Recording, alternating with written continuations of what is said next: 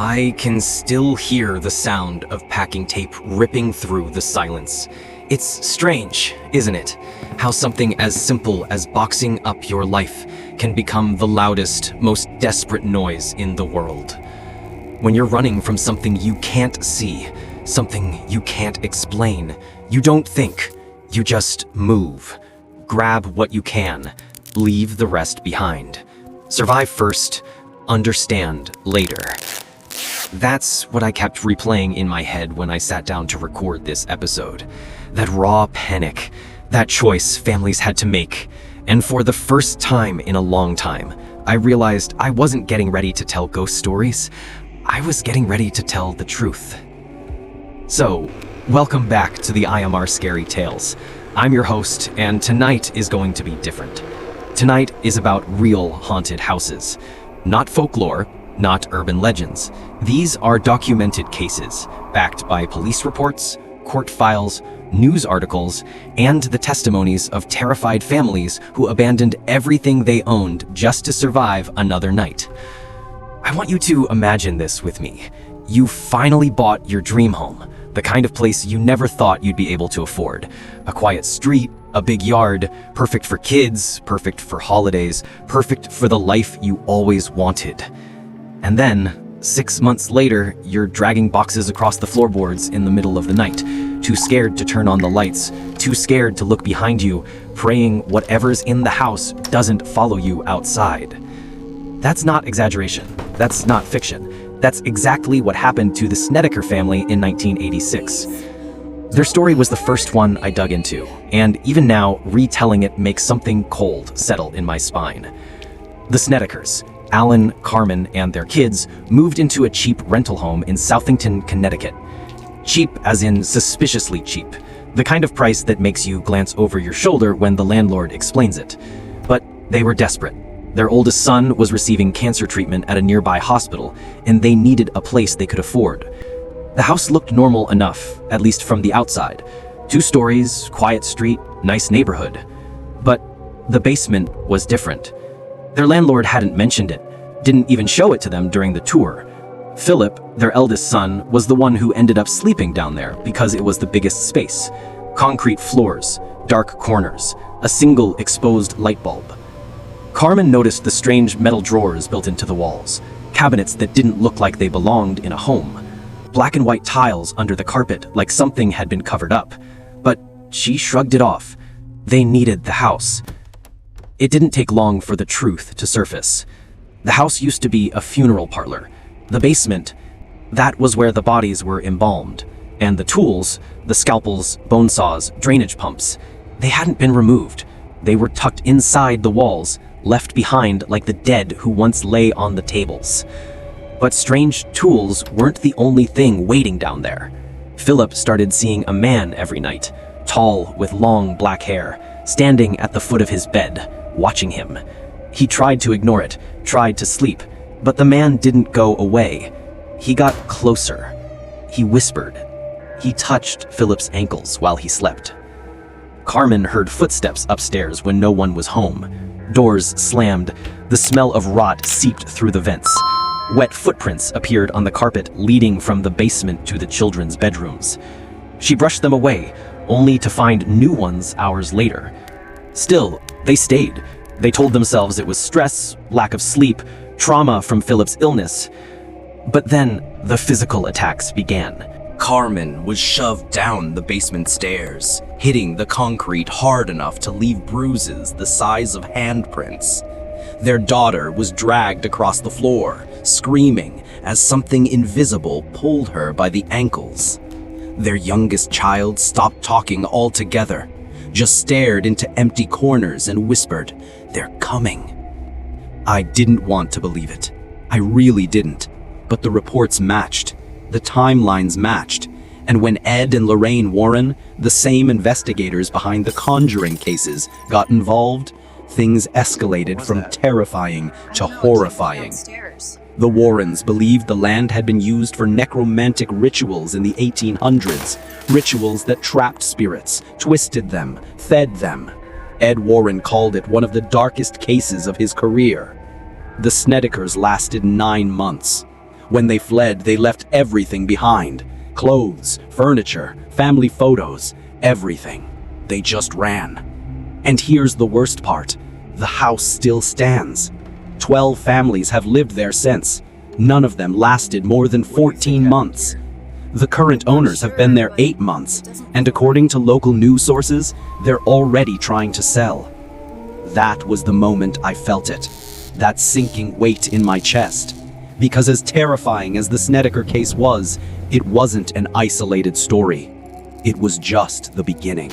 The deeper I went into these cases, the harder it became to tell myself these families were exaggerating or imagining things. You can't reason your way out of patterns like this. Not when story after story begins the same way. A normal house, a normal family, and then something that quietly, gradually starts to take control. The next case took me across the country to Bothell, Washington, a modern suburb, freshly built homes, wide streets, joggers with golden retrievers. Not the kind of place you'd ever expect to end up on a list of the most violent hauntings in America. But in 2012, that's exactly what happened to Keith Linder and his girlfriend, Tina. I remember reading Keith's first statement out loud to myself. I was a skeptic. I didn't believe in any of this. And that alone sent chills down my arms. Because skeptics don't scare easily. Skeptics don't hallucinate. Skeptics don't move out of their homes in the middle of the afternoon with cops standing guard. But Keith did. It started small for them too. Objects shifting, lights flickering, the kind of things you chalk up to old wiring or bad insulation. Keith, being a software engineer, even made a checklist of possible explanations. He tried everything, replacing bulbs, checking breakers, even crawling through the attic to inspect the wiring himself. None of it helped. Then things took a turn. One day, Keith and Tina came home to find every picture frame in their house flipped face down. Not crooked, not fallen, deliberately placed face down on every table, dresser, and shelf. All at the same time. Their bed, stripped bare. Sheets, pillows, blankets piled neatly in the center of the room. Kitchen cabinets, wide open, contents thrown onto the floor. They had been gone for 20 minutes. Keith set up cameras, dozens of them, everywhere. Hallways, kitchen, bedrooms, closets. He was determined to catch whatever was happening, even if he had to record non-stop for weeks. And he caught it. I still remember the first clip I watched, a chair sliding across the living room, slowly, then violently jerking sideways like someone invisible had kicked it. Cabinets slamming so hard the doors bent. A shadow, human-shaped, clear as day, moving across the hallway without a body to cast it. But the clip that made me sit back in my chair and cover my mouth was the one everyone eventually saw on the news. A wooden cross, handmade by Tina's grandmother, was ripped off the wall and thrown across the room, hard. You could hear it cracking as it hit the floor. Then, in full view of the camera, words began to etch themselves into the paint. Long, jagged scratches carving letters into the paint. Get out. I stopped the video right there, closed my laptop, took a walk. Because there's fear, and then there's whatever that house was radiating. But Keith didn't move out. Not yet. He wanted answers. He wanted proof. So he brought in priests, paranormal investigators, even a physicist. All of them felt it. The heaviness, the anger, the oppression. One priest left after 10 minutes and refused to return, telling Keith it knows you're watching it and it doesn't like you. The attacks escalated from there. Tina was pushed down the stairs, fractured her wrist. Keith woke up with scratches on his back, 3 deep parallel lines burning across his skin.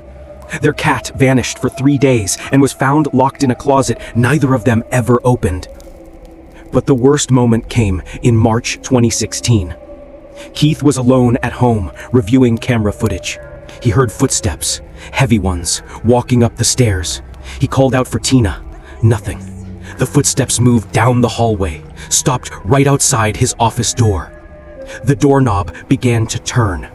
Keith grabbed his phone, whispered, "Show yourself," and the door exploded inward with such force it cracked the frame. On camera, for 3 seconds, you can see it. A shadow. Not flat, not distorted, standing in the doorway like it was waiting for him to speak. Then it lunged. Keith dropped the phone and ran. He didn't stop until he reached his car. Spent the night in a hotel. When he returned with police the next morning, the house looked like a tornado had passed through it. Every mirror shattered, furniture overturned, and written on the living room wall in black ash, "Mine." That house, it's been rented 4 times since. The longest tenant lasted 2 months. And even now, it's empty again. The listing says, "Available immediately." It's been available for 8 months. No doubt about it. By the time I finished reading that case, I felt this tightening in my chest, like something invisible had wrapped cold fingers around my ribs. Because if a modern home in a modern suburb could become hell on earth, what else could? That question led me to Kansas, to a house with a little girl's name. A house that pretended to be harmless. The Sally House. And before I even finished researching it, I knew this one was darker than the rest.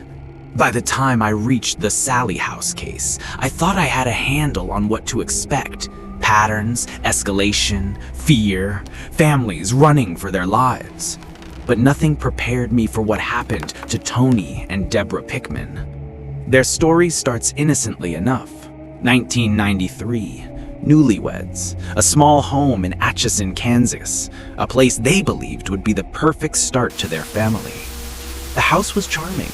Old, creaky, with personality, the kind of place people used words like cozy to describe. And when the previous tenant mentioned a playful little girl spirit named Sally, Deborah thought it was sweet. A harmless ghost child. A protector, maybe. She painted the nursery yellow. But the house had claws, and it didn't hide them for long. At first, it was almost whimsical. Toys moved on their own. A stuffed bear would appear in a different corner of the room. A small handprint would show up on a mirror. Deborah would hear tiny footsteps at night, followed by a girl's giggle. Then Deborah got pregnant, and the house changed overnight. Whatever had been playing with them started focusing on Tony, targeting him. He woke up with scratches on his chest, 3 long burning lines that appeared while he slept. Deborah saw it once with her own eyes, watched as invisible fingers dragged across Tony's skin, drawing blood in real time. He was shoved down the stairs, locked in rooms. Objects flew across the kitchen when he walked in, and the thing that disturbed me most, Tony started seeing a girl. Not a shadow, not a blur. A girl with dark hair, standing in the hallway, staring at him with blank eyes. Sometimes she smiled, sometimes she didn't. Investigators were called, priests, paranormal groups, psychics, and one psychic said something that still echoes in my head. This isn't a child. Something is pretending to be one. The entity didn't want attention. It wanted energy, fear, suffering.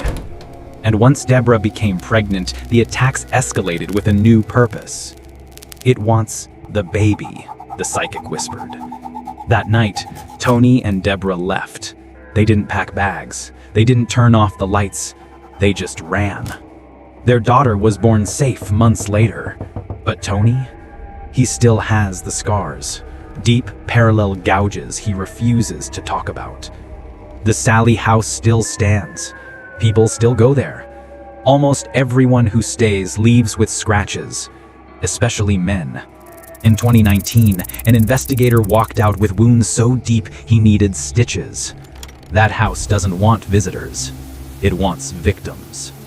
And just when I thought I had reached my limit, I stumbled into a case that had nothing to do with ghosts and everything to do with being watched. New Jersey, 2014. The Broadest family. A beautiful 6-bedroom home on 657 Boulevard. Safe neighborhood, great schools, picturesque. They bought it for over $1 million. A dream home. They never spent a single night there. 3 days after closing, Derek Broadus found a letter in the mailbox. Handwritten, no return address. It opened politely, almost warmly. Dearest new neighbor at 657 Boulevard, allow me to welcome you to the neighborhood. But the tone changed fast. 657 Boulevard has been the subject of my family for decades. My grandfather watched the house in the 1920s, my father in the 1960s. It is now my time. Derek froze. He read on. Have you found what is in the walls yet? Do you know the secrets of 657 Boulevard? Why are you here? I will find out. More letters arrived. Dozens, each more disturbing. I see you have children. I have asked the house which of them will be mine. He described the kids' bedrooms, their toys, their routines, specific clothing they wore, details he could only have seen from inside the home or through the windows at night. We are watching. The letters escalated. Threats, questions, warnings. The police got involved. Investigations, DNA testing, neighborhood surveillance. No one was ever caught. The Broaddus family tried to sell the home for years. No buyers. The story went international. People called the sender the Watcher. Even now, no one knows who wrote those letters or why that house was chosen. But one thing is certain. You don't have to believe in ghosts to be haunted. By the time I finished reading every case, I sat in silence for almost a full hour. These weren't campfire stories. These were families, real people, who carried their fear into police stations, courtrooms, newspapers, and emergency rooms. People who ran from their homes not because they were weak, but because something inside those walls wanted them gone, or wanted something from them. But here's the part that scares me most. Every case started the same way. A normal house, a good deal, a family hoping to build a life. Exactly like where you're living right now. So let me ask you this. Have you ever heard footsteps in your hallway when no one was home? Felt watched in your own bedroom? Woken up with marks you couldn't explain? If you have a story, something strange, something small, or something terrifying, leave it in the comments. I read every single one. And who knows? Your experience might end up in a future episode. If you want more real cases, more investigations, more stories that make you think twice about turning off the lights, hit that subscribe button. Ring the bell. Stay close. Because these aren't just ghost stories. This is what happens when your home stops being yours. And trust me, you don't ever want to find out what moves with you when you leave.